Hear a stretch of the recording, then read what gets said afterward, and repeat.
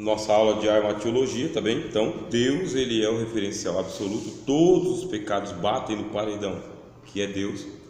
Aí você começa com a ofensa de Adão e o negócio vai só agravando, porque de Adão vem Caim, de Caim vem Lameque, de Lameque vem uma geração de homens pervertidos. A geração de homens pervertidos perverte os filhos de Deus, eles pervertem o mundo inteiro. Deus tem que mandar o dilúvio e salva Noé por graça.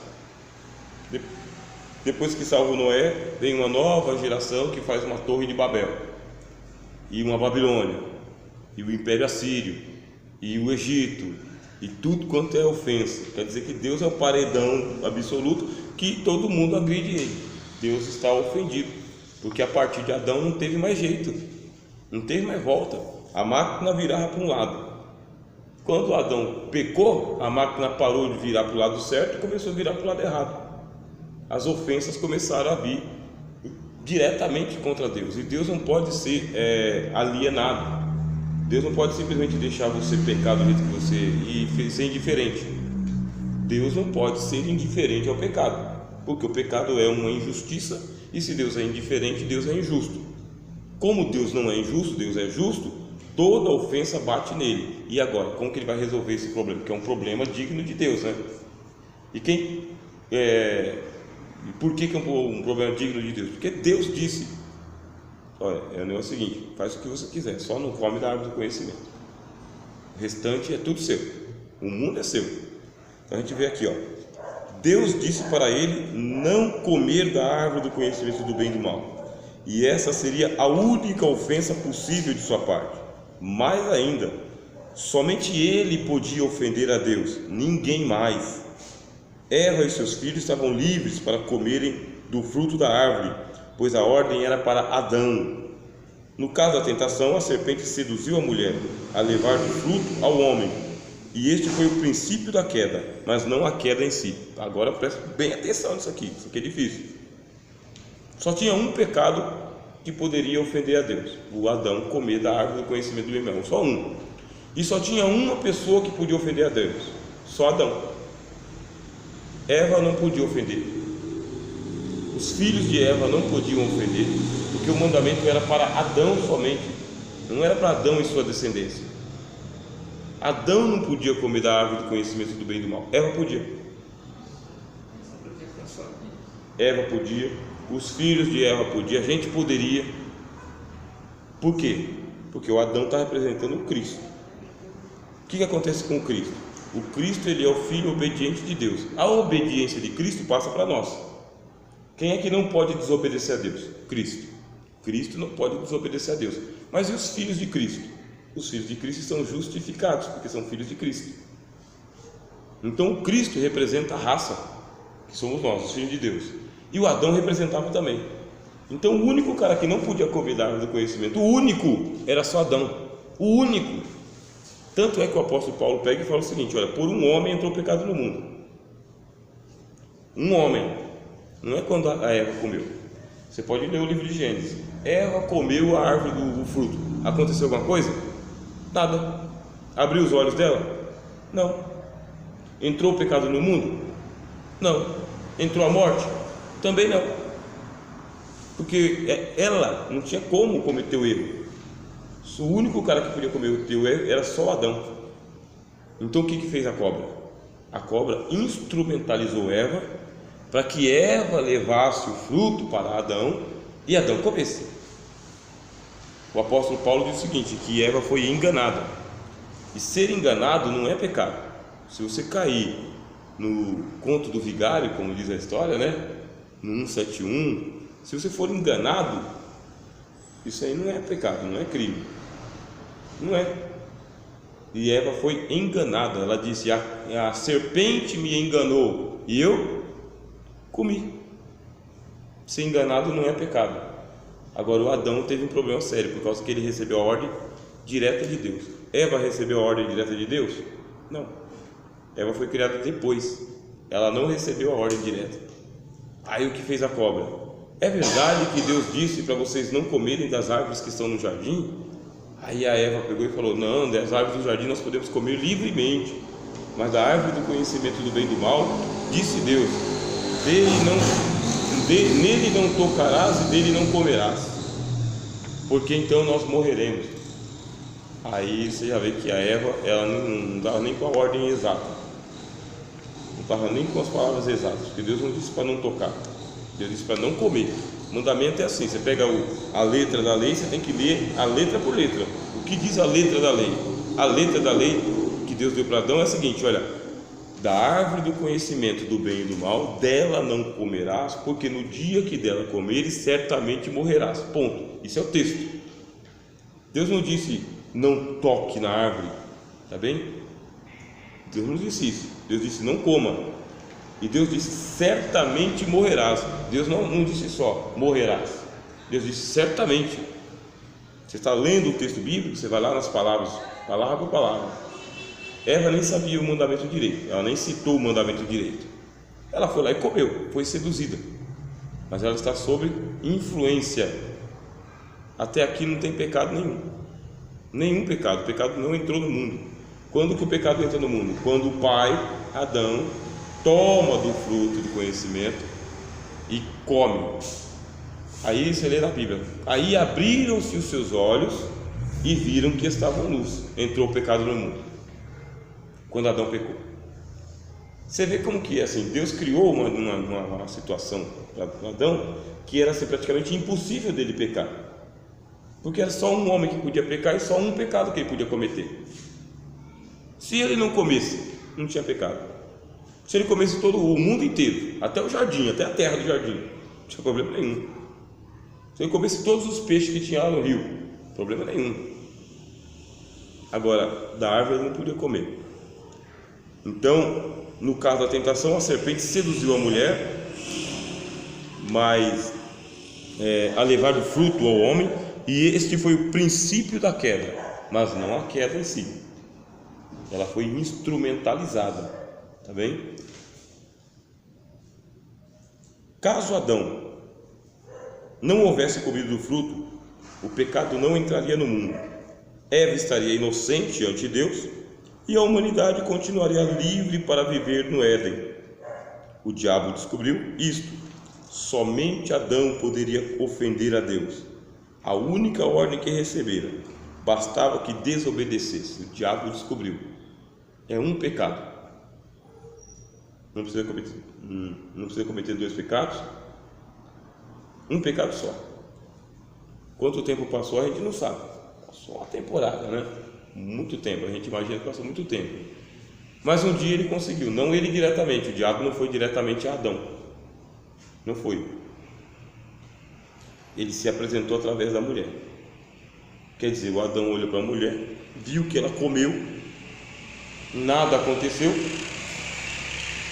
sabia que não era inocente, tá? Ele sabia que era o fruto proibido, ele sabia, mas ele viu que a mulher comeu e nada aconteceu. Então ele falou: vou comer também. Ela come, eu como. Aí pronto, o diabo venceu. Naquela hora ali, a roda degringolou, né? As porcas soltaram todas, os parafusos. Naquela hora ali, as trevas tomou conta. O pecado ontológico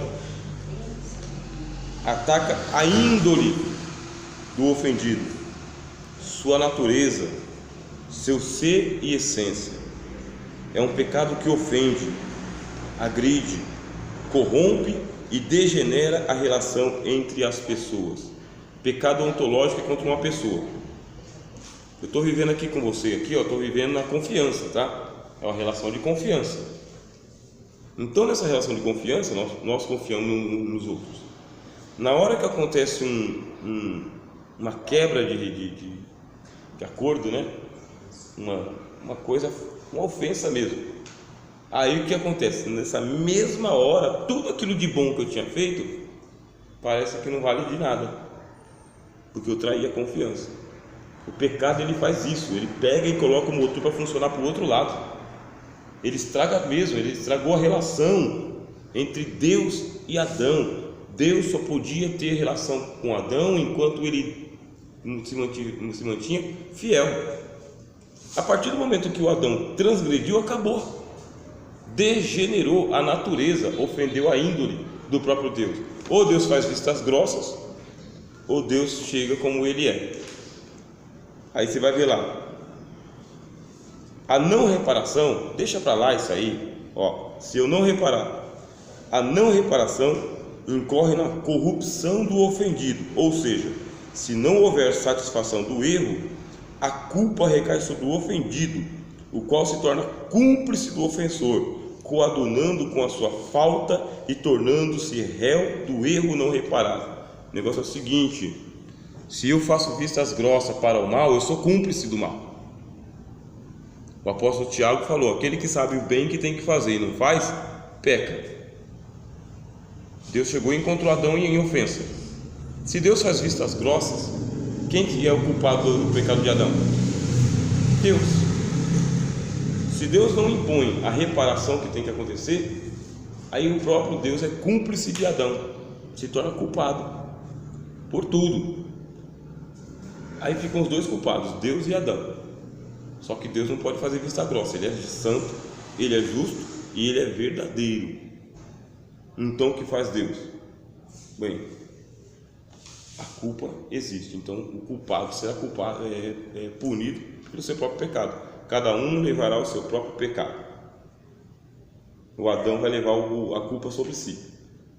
A Eva vai levar também, porque agora o pecado entrou no mundo e a Eva está em consórcio com o Adão. Ela não é culpada, né?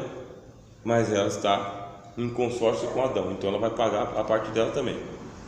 E a cobra, por excelência, né, vai pagar a parte dela também. Então Deus responsabiliza cada um pelos seus próprios atos. Cada um colherá aquilo que plantou. Deus não se deixa escarnecer. O apóstolo Paulo escreveu, né? Deus não se deixa escarnecer.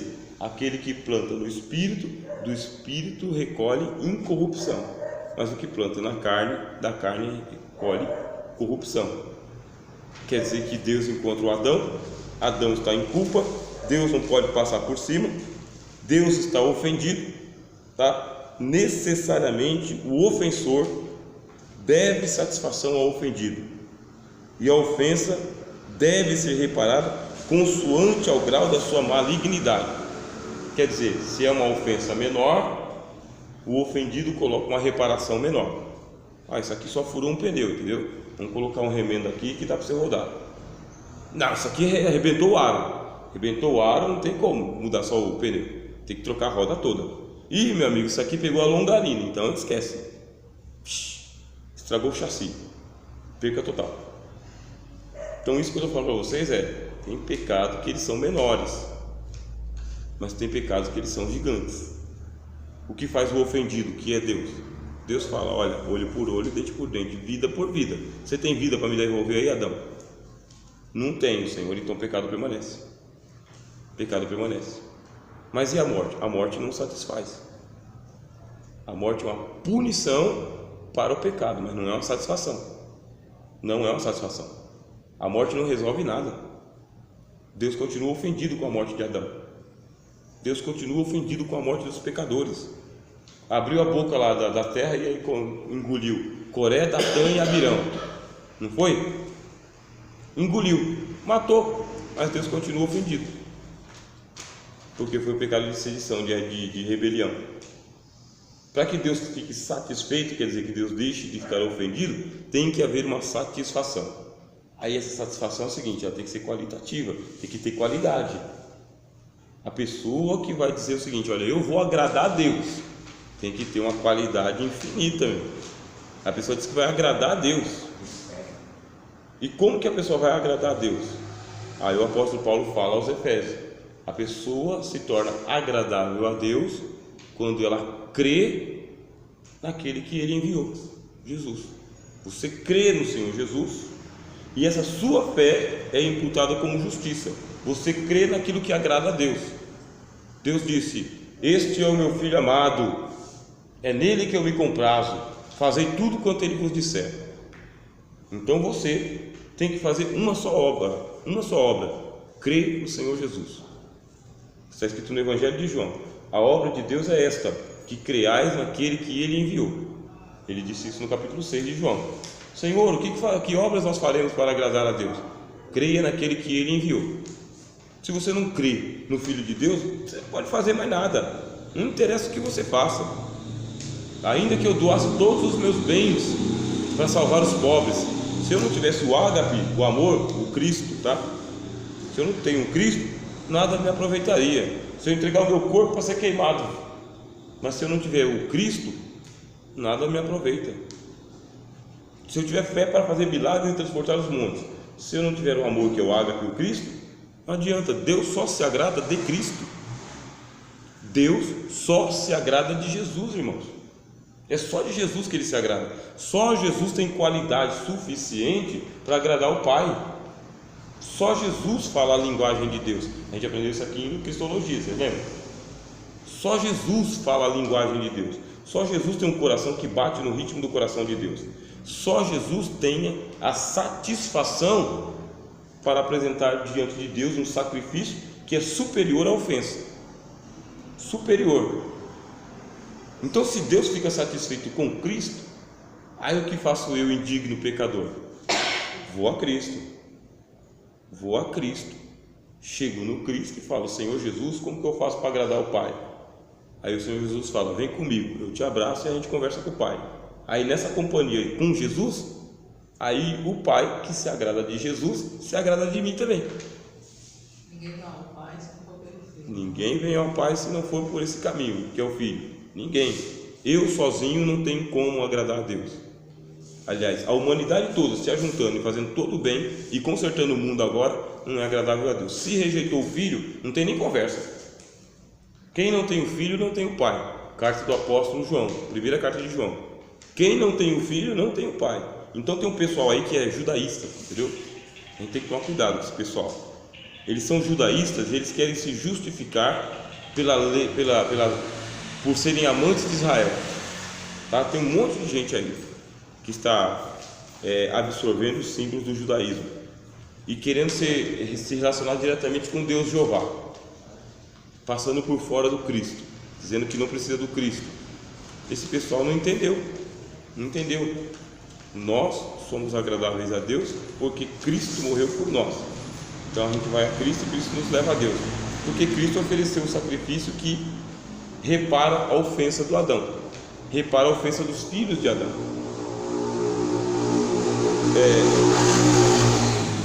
No caso de Adão, último parágrafo. No caso de Adão, a afronta exigia a pena máxima, morte. Se Deus aplicasse outro reparo àquele erro, não haveria satisfação qualitativa, pois esse pecado rompeu as relações do Eterno com a sua criatura. Mais ainda, Adão não era inocente das consequências, pois lhe foi dito: certamente morrerás. Deus estabeleceu a ordem e a sentença, a ofensa e a satisfação, o erro e o reparo. Quem não poderia pecar? Adão. E qual pecado não poderia ser cometido? Comer da árvore do conhecimento do bem e do mal. Tudo foi estabelecido consoante a natureza de Deus. Então Deus, na sua sabedoria, diz o seguinte: olha, a ofensa é essa, tá bem? E o único que não pode ofender é você. Cumpre isso daqui. O homem não cumpriu, foi lá e comeu. Quando ele comeu, trouxe a morte ao mundo, a ele e aos seus descendentes. A sentença foi estabelecida agora: morte. A morte. Os filhos de Adão devem morrer. Adão e seus filhos devem morrer. E todos nós morremos. E a nossa alma desce, como a gente aprendeu em antropologia, desce para o mundo dos mortos. Mas a ofensa continua, porque a minha morte não paga pelos meus pecados. É só você pensar o seguinte: olha, o homem foi lá e estuprou uma jovem de 16 anos. Eu pego e eu condeno esse homem à pena de morte. A morte dele traz a dignidade ou a honra da menina de volta? Não. Dá um alento, né? Dá um alívio, dá uma sensação de, né, bem feito. Só que não corrige o mal. Não corrige. E essa pessoa que foi condenada à morte, agora ela desceu para o inferno, vai reinar lá no inferno, ela está pagando pelos pecados dela? Não, porque ela cometeu muito mais pecado do que o que ela está pagando. O que precisa então? Precisa ela ressuscitar. Isso aqui é a mensagem do Novo Testamento. Deus vai trazer ela de volta para ela dar satisfação dos erros dela. Escuta, Ah, mas eu pensei que eu já estava de bem lá no Hades, lá, né? Estava tudo certo. Não tem nada certo. Você não se encontrou com um juiz ainda. Você estava só aguardando o julgamento.